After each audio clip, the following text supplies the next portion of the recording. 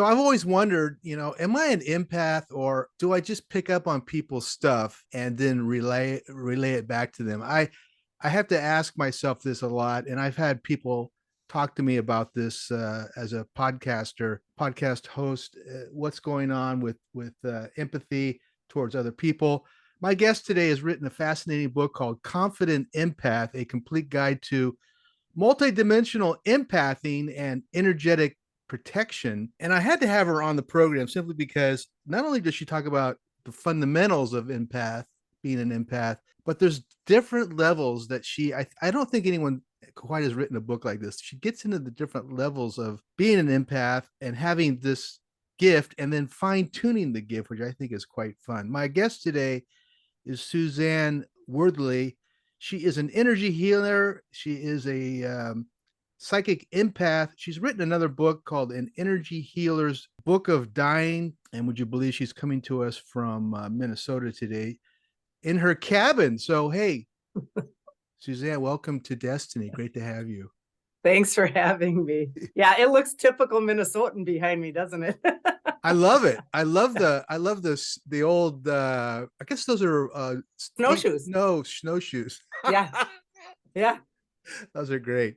All right. Hey, talk about being an empath. How did you at a certain age you must have thought, well, I'm really picking up on people. I guess I'm an empath. Talk about your journey in your work. What does it mean for you what is an empath?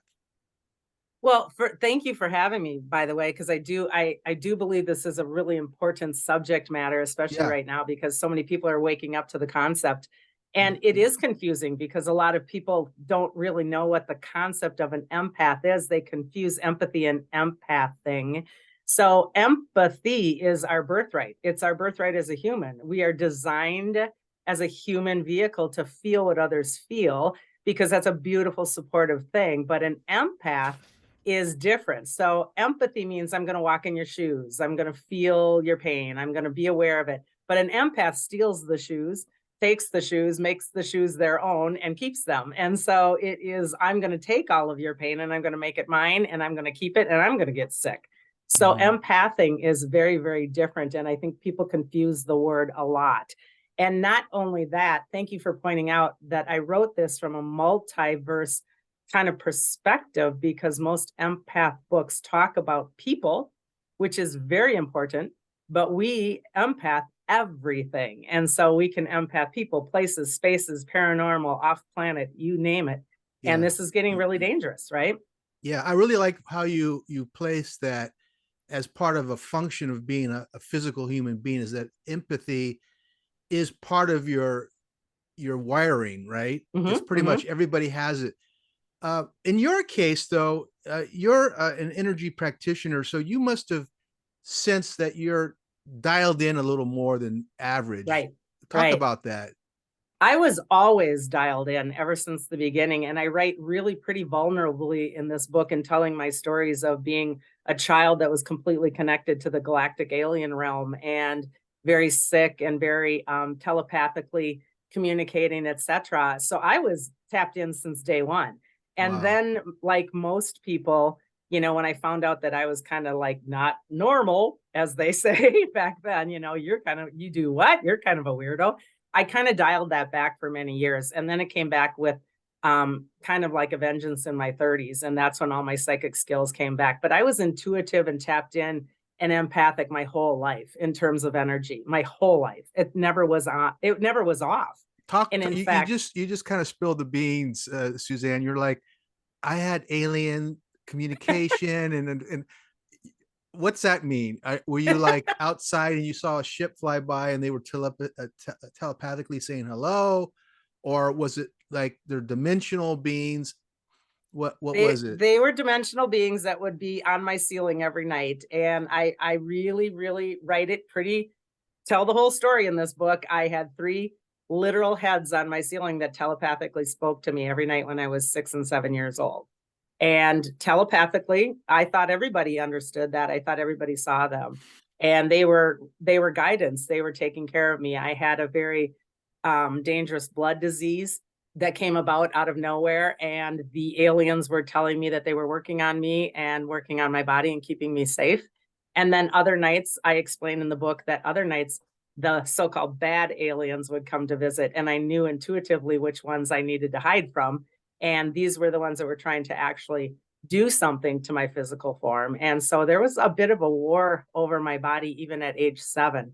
And so I understood and felt paranormal, off-planet, galactic experiences since day one. I was actually very confused, Cliff, that I thought everybody saw them. I didn't understand that nobody else. Well, I had to say this, you came into a body and you are super aware, and to have this kind of language with me that you're like, aliens were coming after you at 6 and 7 and communicating with you. You have a script in this lifetime, which is fascinating. That's all I could say, that you are made aware of off-world types communicating with you. And that's pretty heavy duty. Yep. I think a lot of us are afraid of that. You're wide open at because you interacted at a young age. What's the benefit of that, you think? What's the decode on that? I'm in the middle. We chatted just prior to this. I'm in the middle of the 3rd book that I'm doing and telling those secrets, because there's benefits, but there's also struggles. Being what we would coin a starseed, many starseeds came to this planet to actually assist and help and teach and work with this ascension process and activate human bodies so that they remember what they know. And this is part of being an empath. And most of us starseeds that came to this planet have a very clear inner knowing of things that others don't. And that can be very lonely. It can be very sad. It can be very frustrating, but it also can be incredibly beautiful because I can see things differently. It doesn't make me better or cooler, but it just certainly gives me a job to do in terms of understanding a bigger scope of things. And I've always had that ever since I was a child. I've always had it. And then, of course, soul contract wise, I pick a family with a father who's a mortician. And I read that. And then you talk about how your dad went out of business and how crushing that was. And oh my God. But death and dying, hence the 1st book. Yeah. Death and dying was very normal for me. And I understood the realms beyond. So you asked what the benefit is. The benefit is that inner knowing of peace and calm, that this is only a very finite existence, and so get all you can out of it. That's the beauty, right? Yeah. Give us an idea of the average person's empathic ability. You talk about this. You actually have a wonderful example in the very early part of your book where you talk about how someone interacts with a friend and they have a conversation, and the empath tends to be more comforting and supportive, whereas somebody who's displaying sympathy is more like, yeah, okay, get this person away from me. I don't want to deal with it. Talk a little bit about the two, sympathy versus empathy, and why empathy is more of a positive focus. Right.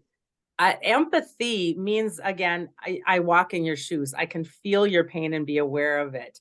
When I have sympathy, empathy, true empathy, balanced, confident empathy and empathing means neutrality. It means no judgment attached. It means my ego is out of the way. But when we start to get into sympathy and pity, my ego is in the way, and I'm actually making judgment on you. And I'm judging the fact that, I think that that's, not good, or you're pathetic, or you're sad, or you're whatever. And the empath that is not confident or trained has a tendency to work in a fear-based way with judgment attached. And it often comes back to their feeling of themselves. And so it's an energy transference that we really, really explain. I really explain deeply in the book how the energy transfers. We flip the narrative, and it starts to be about us. So true empathy, I stay neutral. I support, but I don't judge. Empathy turns into sympathy and pity when I start to judge, and I start to have my ego in there. Does that make some sense? Yeah, it does. And I like how you opened our talk by saying this is who we are. We're all wired for this. And I guess the thing is, though, some people are more like I use the term dialed into their empathic side, ability to really see somebody who is wounded or is dealing with a problem and gives help. Now, the next question I have for you is, what are the two sides? You're dealing with helping somebody who wants to become a therapist. on the other side of it, it's somebody who is wanting to be more helpful, but not necessarily wanting to take on people in a therapeutic role. So I guess the question I have for you is, how do you know when you are somebody who is able to be empathetic? And how do you, I mean, do we want to cross over? I guess it's all personal choice. Do I want to be a therapist, or do I want to just be somebody who's kind and sensitive to others? It's a fine line, and I can see how you're even struggling to articulate it, because it is a fine line. Yeah. Here's the tipping point. The tipping point is this: when I can give you all the advice in the world, and I can be there and support you and listen to you and give you all kinds of aid and support and love, etc. But when I hold on to it with an actual energetic cord of return, meaning now I'm going to wait to see if you took my advice. I'm going to Oh, see if you actually did something. This is where the conditionalization starts to come into play, and the energy starts to transfer differently. When we are truly in a love-based, non-conditional, I will give you all the support and energy that you want, but I will never judge it, and I will never wait to be validated from you changing because I so-called fixed you. See, the empath wants to fix everybody, because in essence, the empath themselves are the ones that feel uncomfortable. But nobody realizes that until they read this stuff, right? yeah, Yeah, exactly. it's difficult. It's a really hard subject. But once you get it, you're starting to understand, oh my goodness, if I'm feeling sad for you, if I'm feeling that you really, really are having this horrible thing happen, I'm judging that from my own paradigm and perspective, Right. not allowing that soul to have an embodiment of a lesson that they chose from a higher space. Well, let me The just stop true, you right there. It's a great point. So if you're an yeah, empath or you're sensitive and you're picking up that someone's having a hard time, rather than thinking self-pity, this person is mhm, just having a problem, they're always going to have a problem, you should try to be more open and allow them to have their whatever journey. problems it is. Yeah, That's a tough one. because, I tend to be over controlling with that. It's like, look, why don't you try this, try that? You should just, what you're yep. saying is just shut up and let them ride. Well, and truly, I did not write this book without practicing what I preach. I have 4 adult children, and through all the years, and plus raised God knows how many in my yard. And I literally to this day will be very aware of letting things go. I can give my children advice, I can think about them, but I will not hang on to the worry or the validation that, oh, he or she took my advice and now they're doing what I said because that makes me right. This is the energy transference happening. Do you see? Yeah, that's interesting. Early in the book, you talk about protecting yourself when you are working with people. What does that mean? And what are the areas that are key signs that you need to begin looking at the data that you're receiving or the energy you're receiving? Right. Protecting yourselves doesn't only mean a practitioner. Because I'm an energy practitioner and I do this all day long for work, I double up on my so-called ability to keep protected. And that protection isn't always about fear. Protection, the way that I write it in the analogy of the book, is that this vehicle, my divine vehicle, needs to have gas, which is my connection to life force. But more importantly, I need a really good gas tank so that I hold my fuel. That's the protection, so that I have a discernment process that says, oh, goodness, I just walked into something that does not resonate as mine. Oh, my, I walked into fear that I can now discern is not mine. Oh, Mm. my, I walked into something dangerous that is not good for me. And so protection is really a tool of discernment. And that all comes basically from your auric field. And so, me as a practitioner, but me also as a human Suzanne body, is very aware of her auric field so that I'm keeping my gas tank in great shape. And that's what I do my best to teach. I think that's fascinating.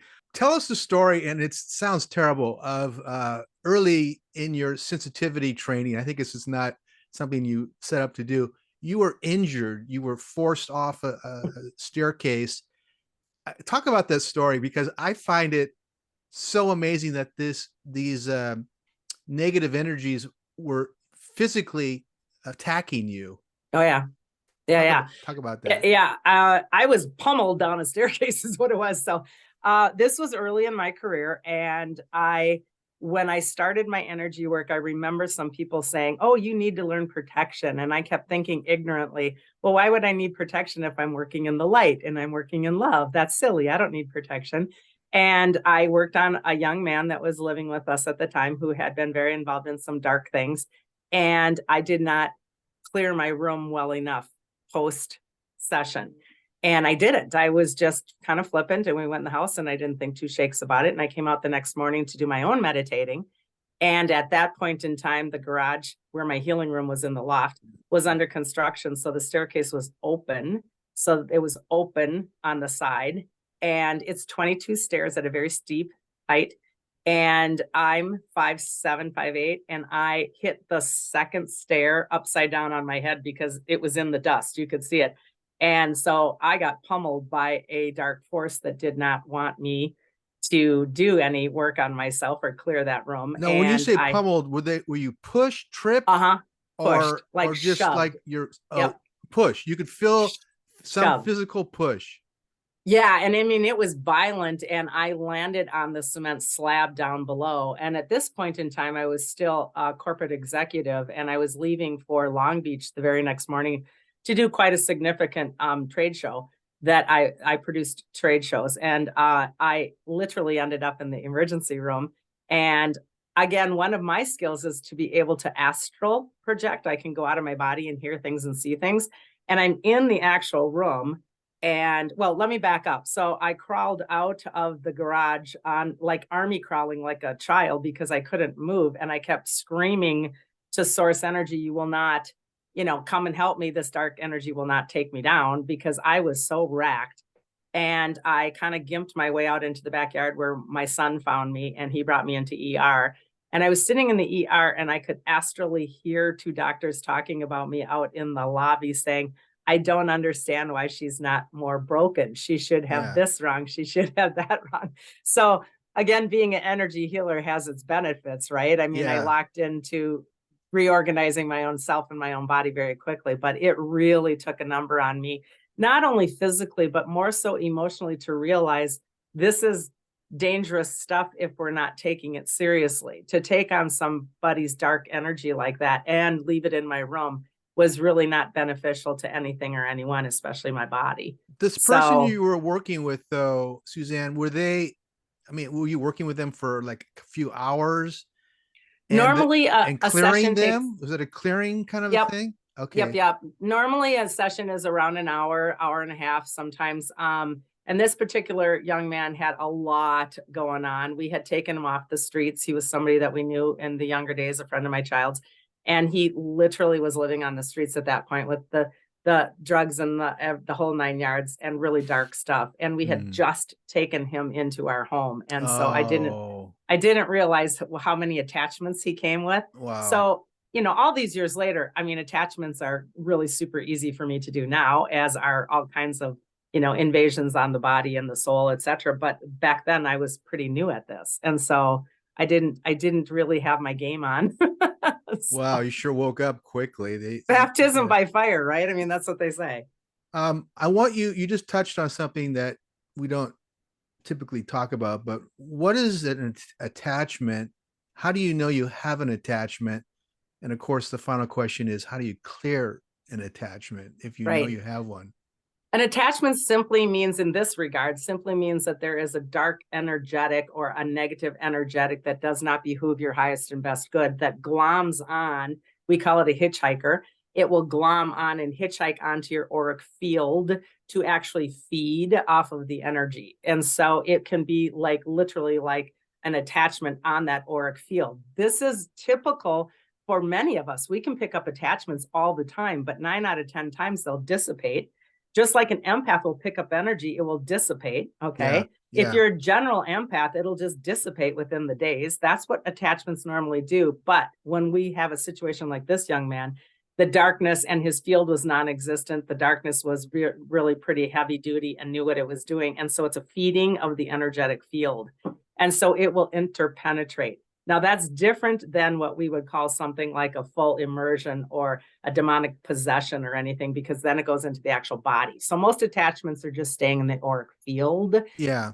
If they're heavy ones, most of the time we do need some assistance from some semblance of a practitioner, or maybe you just need to do some serious meditating or prayer, whatever works for you. But oftentimes an attachment is pretty easy for an energetic practitioner to take care of. How do we know though if we have Oh, an I'm sorry. attachment? Yeah. Yeah, Thanks. that's the Yeah, one. yeah. How we know is it is almost like a blanket. We wear almost like a heaviness. It is a sadness. It can be a change in your appetite. It can be a change in your actual, all of a sudden I feel like I want a cigarette and I don't even smoke. I feel like something just isn't right. I feel heavy. I feel off. It's a very distinct personality change. And Hmm. depending on the severity of the attachment, it can actually infuse into changing your like I said, physical habits, emotional habits, etc. But it is a definite change in the way that you see, feel, and experience life, and it feels heavy. And these are entities that are clinging onto your auric field. Are these energetics that have no purpose, not even former human beings? What are we? What levels It of? it can be all of the above, Oh, actually. So really? oftentimes when I do a lot of teaching on ghosts and spirits. So a Okay. spirit means that I've energetically crossed over, all of my chakras and my auric fields are dissipated, but those that are earthbound or in still attached to here means that my energetics of my chakra system in some form and or my template of my aura in some form is too heavy. Hence, Hmm. I'm earthbound. These are the ones that will normally feed. So, Okay. and it doesn't necessarily even need to be something horrible and demonic. It can just be somebody that's hanging out in the bar. I mean, I had a kid come home one night from being in the bar down the block and he's tapping me on the shoulder at midnight going, Mom, I brought somebody home. And I'm like, does that mean like physically or I mean, what are you Oh telling my me? God. And he's Yeah. like, no, I mean, like oracally. And I'm like, oh, for heaven's sakes, and he did. He picked up a spirit right in the bar and Hmm. he knew instantly that something was hanging on him. So thank God he's got me for a mom, right? So I wake up and clear the kid in 2 seconds. I'm like, really, dude? As a therapist, though, how often do you think this is happening with people? These spirits and these energetics attaching negative forces onto to the I think it can happen really, really quite often. And again, most of the time, our ability to dissipate these happens very, very quickly. So let's just play out. Oh, I go off to a concert. I'm in a room with a gazillion people, whooping it up. Half of them are high, half of them are drinking. The spirits love that stuff, right? And so they'll glom on for a little bit of a high ride and then they'll just dissipate. So this stuff can happen super easily. We can get it in the grocery store. We can get it, out driving through a land. I think I wrote in this book, driving through just on a way to go somewhere, and I drove through a wave of sad. We're not normally aware, but I'm aware because I do this for work. And I like drove through sad and I stopped and I went, okay, I just drove through sad. And this is the discernment process that I break out in the book. What is that? Whose sad is that? Why am I sad? Is that my sad? What do I want to do with that sad, yeah. etc.? So it's being super present in the human form and in the auric field to be able to discern it first and then break it down and then remove it. It's funny. I was just thinking we have, and I could be off on this. I think we have an autonomic system that clears these. If you're healthy, Yes. psychically healthy, I think there's an autonomic system that clears these attachments. It just came up in my brain. I don't know where It from. it's the physical form will readjust all day long. Yeah. And if you have some semblance of an alignment to your higher source self, Yeah. it does do it automatically all day. It's when we're not here, when we're not present, is when we're missing the boat, right? Yeah. But I mean, people who are not psychic, who are not aware of their higher self, who are not aware of who they incarnated with, the unseen helpers, the spirit friends, and things like that, they're all interacting, right? Whether we Yep. say so or not. I mean, you're highly sensitive, but the people who are like numb to all of this or not Yes. attuned to it probably don't realize that they can call and talk about asking for help. Yeah, because I think they aren't necessarily aware of it, but every human being is also going to be aware that, gosh, I feel really sad right now, or Yeah. something just feels sad. And if that's why this book is for everybody, in Yeah. terms of every single person on this planet, empaths to some extent. And the training of literally just discernment of, is this mine? Why do I feel sad? Does this make any sense in Suzanne's life right now that I'm sad? That simple step in and of itself starts the ball rolling to be able to break things down and go, this is not mine. So Right. even if I don't do that, and like you said, it's an energetic attachment that isn't too heavy duty, that will dissipate within a day or so. So think how oftentimes people go, gosh, I just had a really bad day. I had a really bad week. I had a really bad couple days. Well, it might not have even been yours, right? Yeah. So what's so fascinating, however, in this book, I think, is when we get skilled and confident, we can start to understand, quite possibly, I can figure out that I actually am sad because the ocean is sad, and I'm feeling the ocean as an embodiment of source in and of itself. That's fascinating. So this stuff can get really big when we Yeah. start to train ourselves. Talk about this. You made a really good point about Gaia. I think the native indigenous people had such a close connection because they lived off the land that they could feel Gaia as Oh, an yeah. empath. Talk about that and why I think is a positive empathic trait that we should maybe nurture more. Yeah, I mean, it's a beautiful thing to nurture, and it is absolutely a gift. It is a birthright of being the human, to be able to feel and connect. This is why the negative agenda took the feel center out of the human, because if we connect to the planet, we know that we're mother loved, right? We know that we're safe. We know that we're part of oneness. So any negative agenda that's been going on for eons to break down the human and separate, us, empathy brings us back together. Empathy understands the oneness. Empathy understands that I can feel what you feel, therefore I would never want to hurt you. And on it goes. So it's a beautiful, wonderful gift if we would just learn how to do it without the ego attached. And here I am looking at you, your wonderful wood cabin up in the mountains of Minnesota, this beautiful wood background that you're sitting in. You're being fed, basically, right? Yeah. And recharge. And talk about why it's really critical for us to reconnect with nature if we live in the city or we don't have access to hikes and things like that. Talk a little bit about the human biological connection with Gaia. Gaia itself. And people are so funny because they're always like, oh, I felt so great because I went on vacation. I got away from work. Well, you also got into nature. So, Yeah, exactly. we picked this planet. We picked this planet, or we wouldn't be on it. We picked a cooperative connection to a planetary embodiment.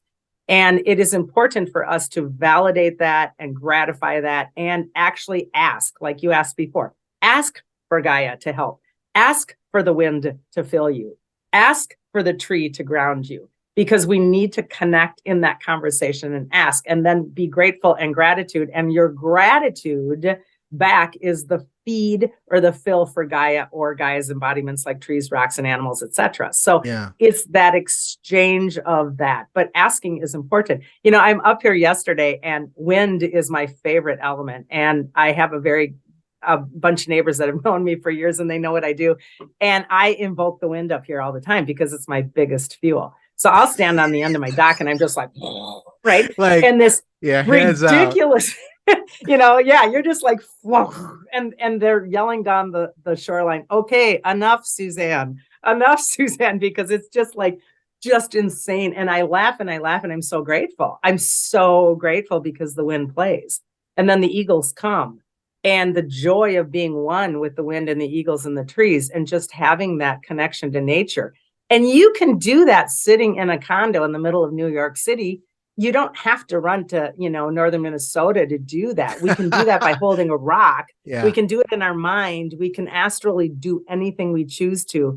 But if we have that beautiful opportunity, yeah, get out there and stick your feet in the ground. You made a really good point, which is when you're out there, ask for healing, ask to connect. And when I go out, I try to hike a couple of days a week or get out to the local trails. And I'll ask almost automatically kind of going, I need to be regenerated. I need a healing, whatever. And I'll see an unusual red-tailed hawk fly Yep. by, or an owl hoot at me. And I used to think, what's he talking about? But all of a sudden, it's really for you, isn't it? Oh, for sure. And when you finally really realize that you're not making that up, that this really is happening, this is when it starts to get fun, because then we get more courageous and we actually invoke. Then we say, I really command. And who I'm commanding is not the eagle or the hawk. I'm commanding myself to allow that eagle and hawk to connect with me. So people oftentimes are like, Suzanne, I can't command an angel. I can't command the wind. And I'm like, yeah, you can, because they're part of you and we're part of that. But who you're actually commanding is you to allow that to come in. So right. Talk about an angel for a minute. When you're saying command an angel, so you're having a crisis, or you're having a moment of disillusionment or whatever, you call in support in the form of what you call an angel. It could be a higher guide or something like that. Mm-hmm. What is that about, and what are we looking at when we're calling in a helper?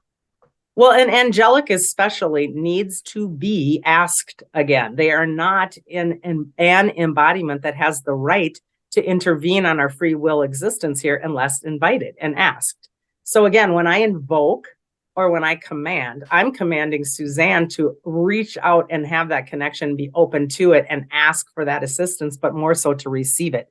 So the command is really coming from me for me, but the invocation is to them and of them.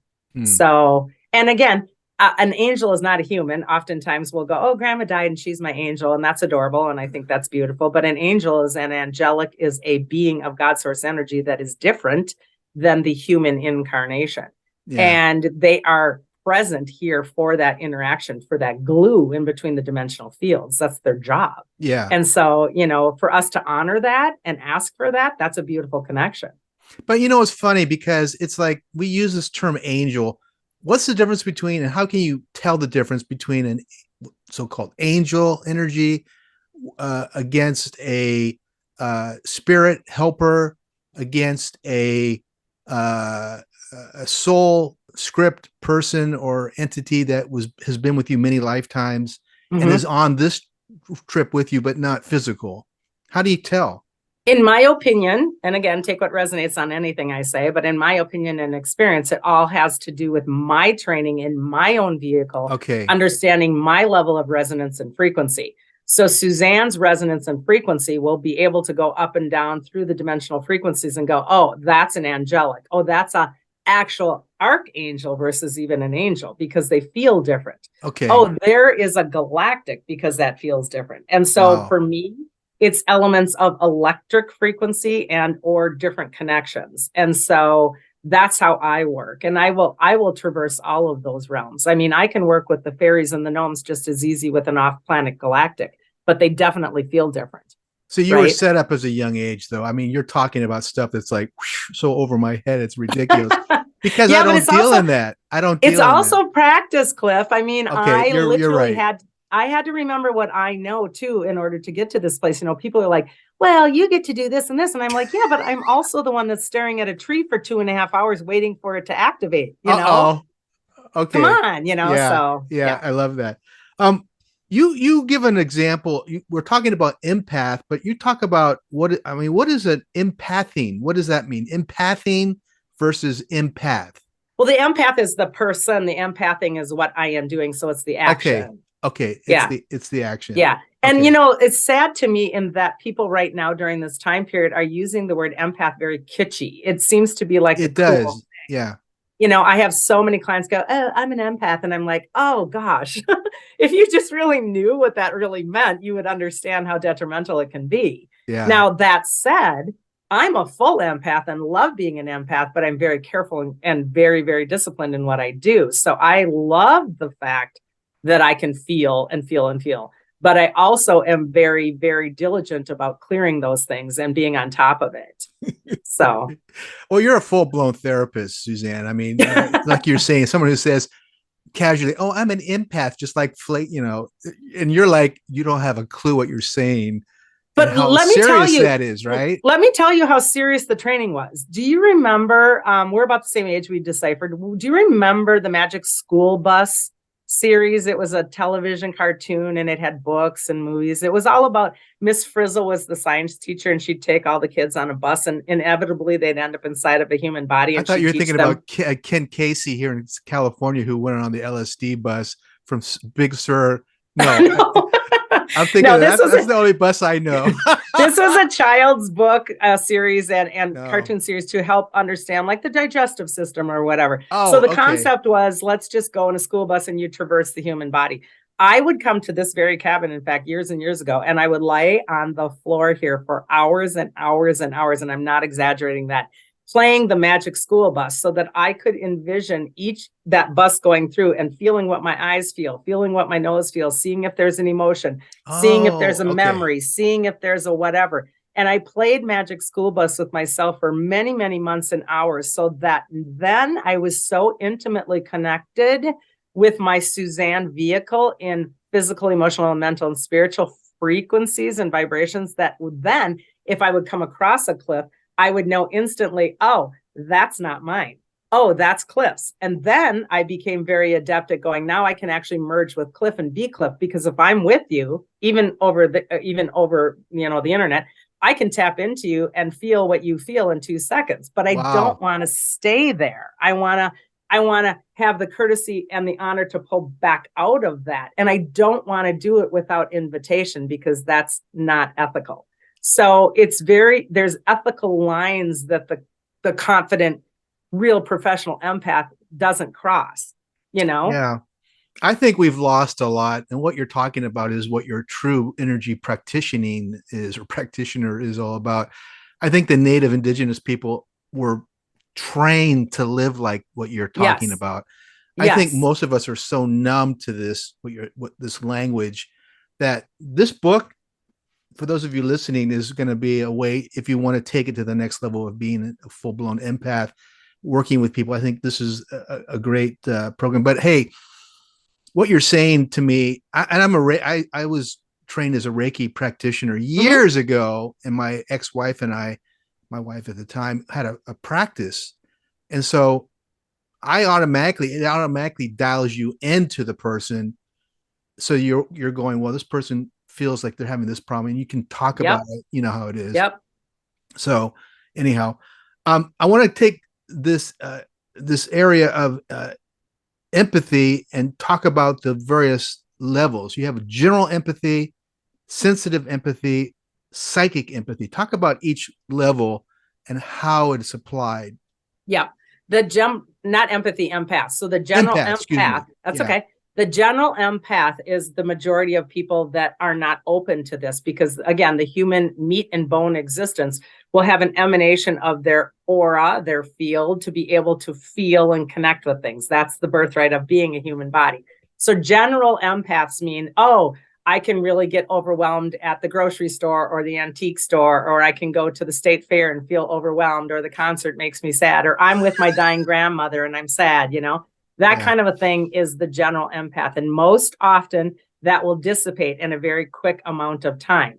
The sensitive empath is a step up. These are the ones that are starting to go, oh my goodness, I'm sitting here with grandma and I really feel grandma's pain as she's going through this dying process. I really feel, if she's got lung cancer, my lungs are heavy. I feel that stuff. And then the psychic sensitive empath takes it up a step or 5 and says, oh, I not only feel grandma's, heaviness in her lungs, but I know psychically she's had this same thing happen in 3 past lives. And this is her this is her ending of this karmic cycle or whatever. So you keep opening things up.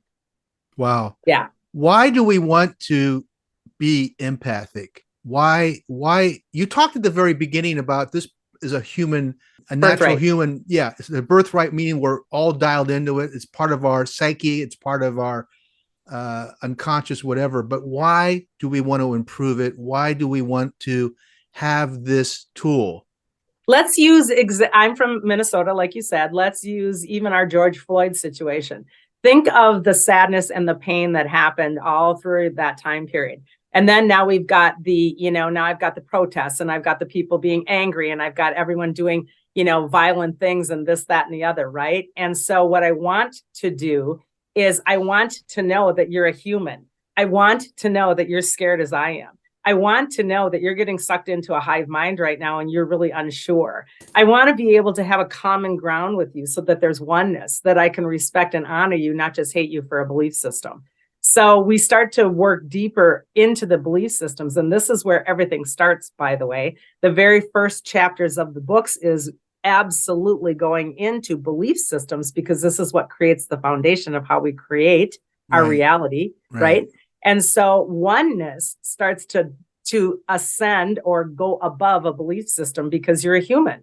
I can feel your pain. I don't want to hurt you. I want to understand you. I want to negotiate or whatever. So it's that oneness. And I think that's what we lack. That's why everyone's walking around like a zombie, right? Yeah, I like that. But I also would like you to talk a little bit about using empathic ability to improve your life. In other words, can you use it in a business situation where you're going in and you're meeting somebody and you want to dial into who they are so that perhaps you have a better interview, or that you have a better business relationship because you're unsure about who this person is, and so forth and so on. Very, very much. And funny enough, you know, I was a corporate executive for 38 years and didn't realize how much I was doing it without knowing I was doing it until later when I knew what I was doing, if that all made sense. But what the empath can do, for example, is they can de-escalate. We have a really crappy boss, let's say, that is very, very demeaning to me and makes me feel bad. When I start to understand this whole concept, I go into my own belief systems. If I feel bad because he or she is saying cruel things to me or making me feel lesser, it's my job to go into my learned belief systems and upgrade that feeling of self-love. I'm the one that's already on an unstable ground if I'm allowing someone to make me feel bad, because in essence, they can't. I allow that bad feeling because it's a trigger inside of me. So now I take my responsibility back and I take my power back. Yeah. The empath game is all about control and victim programming. And if I'm feeling victimized, it's because I'm actually wanting control. So when I feel someone's controlling me, it's actually because I'm feeling victimized, and it's just a game. And when we get really tired of these games, I can, in corporate world or business world, or even the guy at the Taco Bell that is crappy to me and doesn't give me my change and doesn't give me my sauce, you know, and I'm mad. I mean, all that is, wow, he's having a bad day. That has nothing to do with that I deserve respect or not. Okay. Thank you for bringing that up, because you mentioned this in the book where you are at a drive-in. Yeah. And the guy doesn't give you the sauce and you give you the wrong order. Yeah. And how it perpetuated the domino effect. The rest of your day is screwed. Yes. Because you're like, God damn him. He didn't even respect me enough to give me my damn sauce. And so talk about the energetics behind negativity on that. I like that example that you gave. I used that one in teaching for years because it was so fascinating to me. I was so pissed. And by the time I got down the highway, then everybody's cutting me off. So now I'm swearing at them. And I finally go into the Best Buy and I just ream this little kid behind the counter for no reason. And I caught myself and I'm like, oh my God, I let my sense of non-worth escalate for blocks and blocks in an hour of my day because some guy probably had a shitty day. I mean, that's just not the way that we should be doing things. I could have, and now know better, to go, no, I have respect. I am worth respect. If he doesn't see that, that's his deal, not mine. And I could have cut that off and saved myself an hour and a half of misery. Yeah. And I could have been nicer to the little dude at Best Buy. And I didn't cut off 5 people with, you know, flipping them off. It's just, it's silly how we act and we react because we're on these treadmills of interacting with energy that isn't anything to do with triggers. I mean, it's everything to do with triggers. It isn't anything to do with the truth. And so this is all about power, you know, and everyone doesn't realize how empowered we really are. Yeah. And we are imprisoned because of our belief systems. And once we change all of that, Cliff, everything changes. Yeah, I like Life that. gets super easy. Yeah. Right.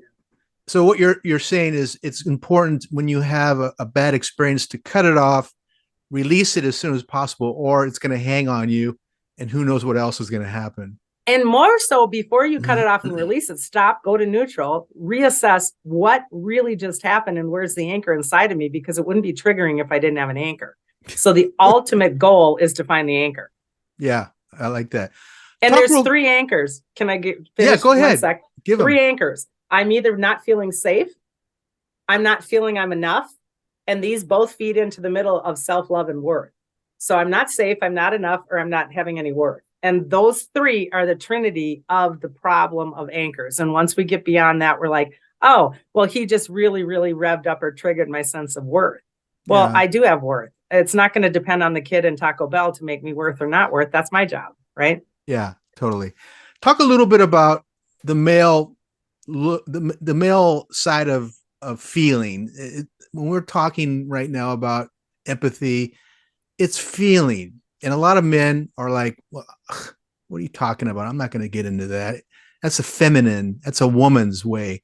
Talk about the importance of male female dynamics, and perhaps, you know, just the energetics. We shouldn't even use female or male. It's not necessarily sex, it's more understanding the vibe. Yep, it actually is an energetic. So it is the law of gender. So we have universal laws on how we create and how we live. And every human being, no matter what sex you're sitting in, male or female, has male energy on the right-hand side, female on the left of your humanness. And so we are all created in both genders in terms of energy. The sad part is you're saying men don't feel, women don't either, because the feel That's center, true. the feel center was taken away from us. The feel center is part of this negative agenda for eons that says, if you feel, then I can't control you. If you think I can control you, and I can tell you how to act because I tell you how to think, but if you think and then you feel, you can discern and go, wait, that doesn't make sense. I feel something different than I think you're thinking, and therefore I act accordingly. So this whole feel thing of being an empath is so crucial right now, because in the reality structure, we have been taken offline in our feel center on purpose so that we've been mind controlled. You know, this is what we're telling you on the news. This is how you should act. Now, this is what we're telling you on the news. And you stand there and you go, yeah, but Cliff doesn't believe that because my body doesn't feel that. Oh, hence I have sovereignty and freedom. I act different. We're being manipulated is what you're saying. Yeah. And have been for eons. But now that frequency of feel center, which by the way is the mother God frequency, the moat is the mother God frequency. The father God is thought, mother God is emotion, child God is action. So when this came back online about 3-4 years ago, we're starting to go, oh, the body's waking up. So that's why this book is perfect timing in terms of it doesn't matter if we're sitting in a male or female body. We've all been dummied down in the feel center. Yeah. I thank you for that. I wanted to just get that across because a lot of guys are listening going, I'll never use it. And all this, you know, and they're always wondering, what's that voice in the back of my head talk? What the hell is that all about? I think and your it's book so powerful. I mean, just practice, look at the news, listen to what they're saying, and then feel your body. And you're like, nope, that isn't even true. You know, so it's powerful. Get in touch with your body. Talk a little bit about the energetics of chakras, because a lot of people are like, well, what do you mean your chakra? But they're extremely important. They're ancient. They show up in ancient Chinese and Hindu manuals and texts. So they've been known about since really the beginning. Right. So a chakra is not anatomical. That means I don't have a thing. It's a force of movement in different parts of my energy body. And I really depict them quite extensively in my first book. That Energy Healer's Book of Dying is very important to understand because they activate in birth, they deactivate in death. We actually die via the chakra system. So it's a really fascinating read in that regard. But in context of this, they're like little energy centers throughout our entire blueprint or our structure of our energy body. So it's like the gasoline center connection. So when I wrote this book, your body is akin to a vehicle of God source. A vehicle needs gas. That chakra system is the hole. When you go into the gas station, you put that little thing in and you squeeze the gas into that little hole. That's what the chakras do for our life force, to give us our gasoline to connect. And then the tank is your auric field, which is created because the chakras bring in that gas or that life force energy. And then the aura templates it and templates it and templates it over and over again, much like a jawbreaker with different layers. Okay. So they all work together, the vehicle, the gas, and the tank. So that is the human body, the chakra system and consciousness, and the auric field. We could talk chakras for hours, but how do we use the chakras as an empath? I think what is important as an empath, when I'm a practitioner, for example, I am constantly tapping into the chakra because the chakra holds consciousness, which has a different message or different information per the body. So like the throat chakra is, can I communicate? Can I hold my truth? So if that client is holding something here, me as a practitioner is looking for what's the underlying trigger that they can't hold their truth. Okay. But in physical form, now I can't swallow and my neck hurts. So it's a map of the body. It is a fascinating read and study. Wheels of Life is a very old book, but probably one of the best still on the market. Wheels of Life? Wheels of Life. Yeah. And it's a real fat book on the chakras, but it shows the consciousness behind it, which is the map of what is happening in that chakra, because each chakra is bringing in life force energy that has different information, and different information will program the body accordingly or not. So they're actually very vital parts to our existence. Well, that's just something I haven't heard before, but I mean, I've kind of been aware that chakras are extremely important, but we just don't have a decode for it. But it sounds like Wheels of Life kind of decodes all that. Oh my gosh. And so easy, because me as an empath, I'll tap into your hips, and your root chakra will hold your mother information on the left, your father information on the right. If it's anger and pulls back on the right-hand side of your body, your hip has got a sciatica pulling back. And so, I mean, I know instantly you're pretty much your whole deal, just by reading your body. It's almost like there should be a machine that you walk into and it tells you, okay, this chakra is off. And so this is why you have upset stomach. You need to do this, and this. I love that. I love that. I wish there was a machine, but we are the machine. Yeah. We are the machine. I was in a doctor's office with my mother the other day, who's 89 years old, and she's having eye trouble. And I blurted out to this doctor, she was really struggling, getting information, figuring my mom out. And I finally just blurted out, I go, look, her left-hand eye is doing this and this and this and this. And this woman's looking at me, and she's like, what are you talking about? And I go, well, I'm kind of an empath, but okay, here's the deal. And trying to give her your story. Yeah. And she looked at me like I was crazy at first, but then sure enough, she went back in and figured out my mom had almost like a cold sore infection viral on the backside of her cornea that she wasn't even aware of or looking for until I gave her all of those symptoms. Wow. And so my mother, being 89, was just kind of letting it go because she just thought she was old. And I'm like, no, something is off, specifically right here, because I can feel it. Now, just think if we were all trained that way, we would sit in our medical appointments going, no, you're missing something. Well, let me just ask you real quickly, what's your feeling of allopathy as a healing tool? Allopathy? MD, medicines, drugs. Oh, just right. You mean Western medicine? Oh, well, I believe that there is a place for it. I believe even more so in second guessing it. I believe in second guessing it. How's that? It's a helpful tool when you're in a trauma or you're having issues, but I don't know. It's a blend. Let's just leave it at that. They're so not into healing energy. It's like they've just dialed into that a little bit, they would be so far ahead of the game. That's another 10-hour talk. Right? Exactly. I want you to talk a little bit about, and this is a really important topic, discernment. Yes. And you have a whole section on it because as an empath, you need to have discernment on what you're picking up, how to analyze it, and how to react to it. So talk about it. Talk about it. So discernment starts with the belief system is what's running your narrative inside of your existence. But that tank, that auric bubble or tank that is around you, is your discernment tool. So if I walk into something, let's go back to that story when I was driving off to a class and I drove through sadness. If I drove through sadness, being trained, I go, oh, I just drove through sadness. Then the first question is that my sadness? No, it's not. Or yes, it is. Is that my sadness now? What is that? So it's the breaking down and understanding the information. So the discernment is the foundational kind of like exercise of making sense of the energy and then knowing what to do with it by choice. So I break it down. Is that my sad? No, it's not. What does that feel like? Does it feel like what? And then I, being psychic, got the whole story of what it was. But even if you're not psychic, I can at least break down, oh gosh, I feel sad right now. Does Cliff have a reason for really being sad right now?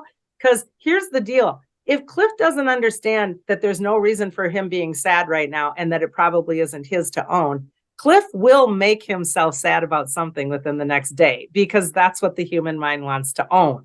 right? Right. So why make your relationship sad, or your job sad, or your dog sad, or whatever it is in your life be sad when it would never was that in the first place? So this is a tool that each of us can learn from. Now, let's extend it further. We've got a lot of crap on our media 24/7. If I stand in front of something on the news and I'm being pummeled with fear marketing and fear programming, I can stand there and say, is this my truth right now in Suzanne's world? And I can determine my feeling of safe, enough, and worth, right? These are Gotcha. the anchors. So I'm in charge and empowered in my life. This is why discernment is critical. Oh, I like that. Do you think that this empathy and being an empath was more a natural, cultivated part of humanity in the earlier civilizations, like, say, Egyptians and Maya? Yes, most definitely. Talk about that, because I think and you highlight this in the book, I think that we have this gift and it's squelched and suppressed. Mm-hmm. And I think that the earlier civilizations may have even had schools or how to bring it out and things like that. Talk They about did. that. They had what's called the ancient mystery schools. And let's go to the indigenous. Even a movie like, I remember when the first Avatar movie came out, and I went to it with my family. My kids were quite small back then. And I did the oddest thing. I got in kind of a tussle with my family, which was really weird. And I ended up saying, I don't want to sit with you. I'm going to sit in front of you, which was the weirdest thing ever. I would never do that. And from a higher perspective, it was because my inner being needed to really understand that movie, right? And I really, really sat with that movie because it shows how much connection and oneness there is. Remember how they plug into the animal, they plug into the tree, they plug into knowing everything, they honor the kill, they do everything in oneness. And I was so studying that movie that I didn't understand why I was pissed at my family when I really wasn't. It was just about this. Wow. And it's funny how the human body will do that, right? And that's the perfect example of the honor of the connection to the Gaia body. We've lost all of that. And that was purposefully taken away in terms of a negative agenda. The human did decide. There was a turning point pre-Egyptian Sumerian time period when the human went, we want to be in charge of everything. That's when the ego came in. And then it really took a leap, and then we really got cut off. So we did create this ourselves, but many starseeds are back to organize that and to reactivate that and to re-put that hologram back online so that everything is working in oneness. That's what this ascension process is about. Do you think that in the previous epic that we had more connection with the divine in terms of the god goddess energies? I mean, these are heavy duty energies. Definitely. We were able to hold that frequency. And this is where these amazing buildings like the pyramids and these amazing temples and things like that. And not only the pyramid and the temple, but let's think of the ley lines underneath and the communication tools with the ley lines within the earth that then connected to the cosmos. So not only were we connected to Gaia, we were connected off planet and multiverses. We were connected to everything. And so this is so important for us to know, because starseeds are back here on earth, not only to activate human beings in their field centers, but to activate the actual planet itself, to reconnect that online circuitry so that we are all one again. That's what this is about. Okay, so let's jump into that real quickly. Our government has been covering up these visitors for decades. If they are 1,000, 5,000, a million years in advance of us, they're vibrating at a very high frequency. I think one of the problems that I have decoded is the fact that when you're in face to face with a million-year-old being, their energy level is much higher, which could be dangerous for us. But not only that, we may freak out around somebody like that. What do you say to that? And I totally agree with that. And me, I mean, like I said, I'm doing my best now to decipher this new book that I'm not hesitating, but I'm kind of being careful with how much I want to say. I go off planet all the time, and I work with beings off planet and on ship all the time. And so I am very comfortable with light beings, reptilians, Dracos, all of those. I've seen many, many, many kinds of beings. That said, if one walks through that kitchen door right now in my cabin, you think I'm not going to be, I'd be like, what the hell? Yeah. And I mean, if I look outside and really see Bigfoot for real, holy crap, right? So, but on the other hand, I think that there then would be, after the startle, I think that there would be that inner knowing and that telepathic connection again. But most of these beings cannot come into our frequency. They don't have the capacity. They would implode just like we would implode in theirs. It's a frequency difference. And so again, this is why I think it's so important to understand what you want to find out of your own soul is up to you. If you want to cultivate your psychic skills to be able to astral travel, to be able to dream state, lucid dream, go find them in guidance, etc. That's all individual choice. Not everybody wants to do that, right? Yeah. So many people down here are asleep to the fact. So yeah, there will be a day when something happens, whether it's a false flag thing that's happening or a real thing, it will stun most of this planet's species because we're not used to that.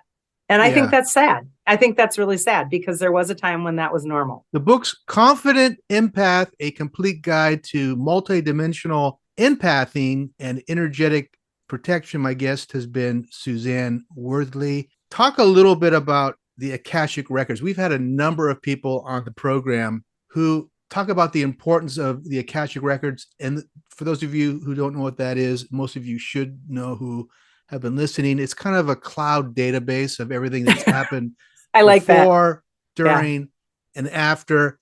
They say people like Tesla tapped into it and pulled through machines. Edgar Casey. My question to you is, do you have a sense of it at all? Because it's like, I meditate every day. I've been meditating since I was like 20, and it's like, you're better than I am because I don't do it every day. That's awesome. well, I have to do it because it's kind of helps me, my nervous system. Yeah. Yeah. But when we say Akashic Records, to me, it's like you have to sense it outside of the physical, which for a lot of people is a challenge. But talk about your connection and your understanding of this database. And again, this is my perspective.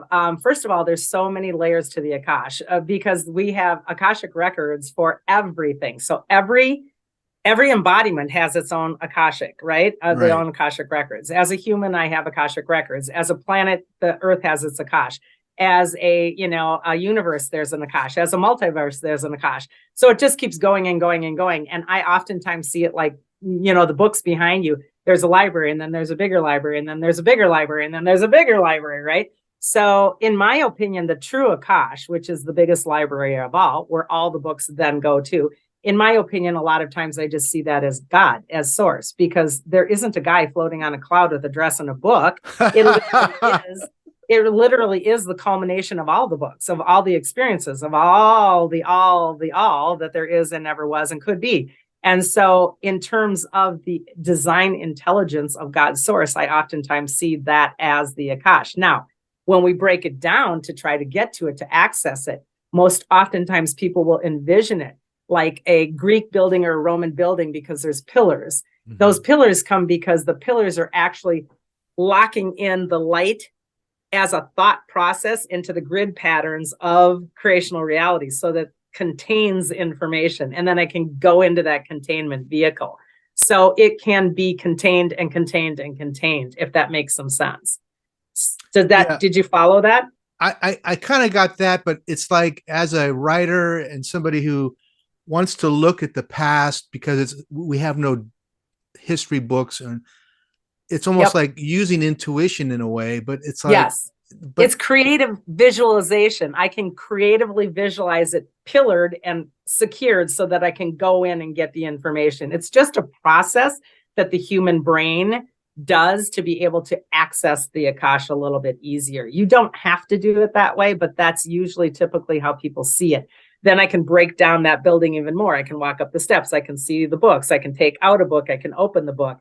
That isn't really what's happening. You're just doing that in your mind's eye to be able to actually control the so-called energy into a space and a place where you can focus. But how do you read or collect data when you're in that area, in that field of Akashic Records?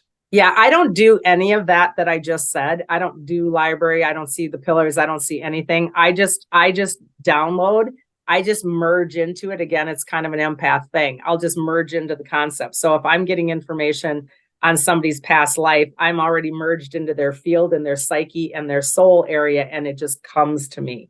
I don't do that going and finding. I mean, when we think of somebody like Tesla, he would bring in machines. Yeah. And his brain was tuned and very advanced. And he would assemble the machine in his head. Yes. And then disassemble it. Yes. And then he would assemble it again. And then if he wanted to, he would bring it out into 3 dimensions. So what he's doing, in my opinion, is he's downloading it into the actual crown chakra that comes into the physicality of our body then. So he's getting what we call a download. And I used to actually do that when I was a corporate executive. I did these international trade shows, and I would do my trade show in my head at night. And I would have 60 plus events and all the speakers and all of the show floor. And I would design the whole thing. And I would wake up in the morning and I'd know the whole show. And so I never had to even have a piece of paper to run the show because it was all in here. Mm-hmm. So it's a telepathy kind of a process where we get the download. Then we can bring it into reality because we go through that chakra system. We bring it from thought into creational mechanics, into color and sound and vibration and reality, etc. Again, the chakras are important. That's how we move the energy and make it real in 3D, right? And so that's the process of the download. And most everything I've learned, I've got through downloads. I do study books. I study a lot of things, but mostly I get it that way. I love it. I love it. Yeah. Give us some advice for those who want to get the book Confident Empath. Who should be getting this book? General public or somebody who really wants to become a therapist? I think absolutely both. And that's why I wrote it the way that I did it, because that's my client base.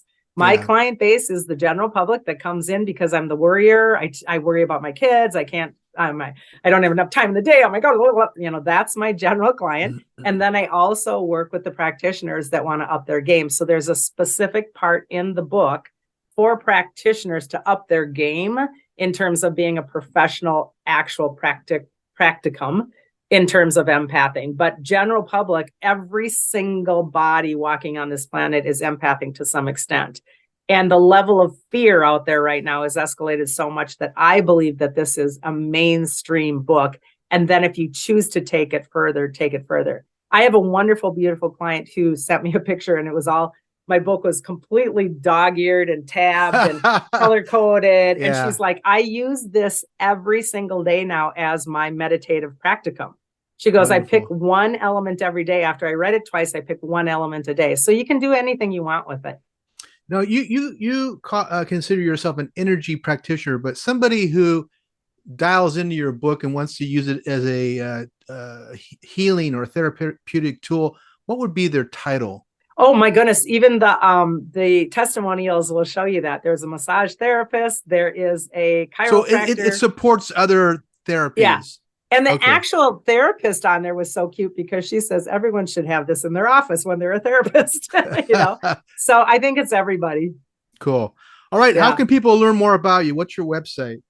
Pretty easy. It's just my name. So it's S Worthley. So it's SWORTHLEY.com. And the book is on there, as is my other book. And or if you just put it in my name or the book's name, it pops up on Amazon, Barnes and Noble. Okay. I mean, you name it. Yep, and you have a YouTube channel, or what's going on? I do. We have a YouTube channel, which has a lot of training videos. There's an excellent actual video on this actual book right on there for free.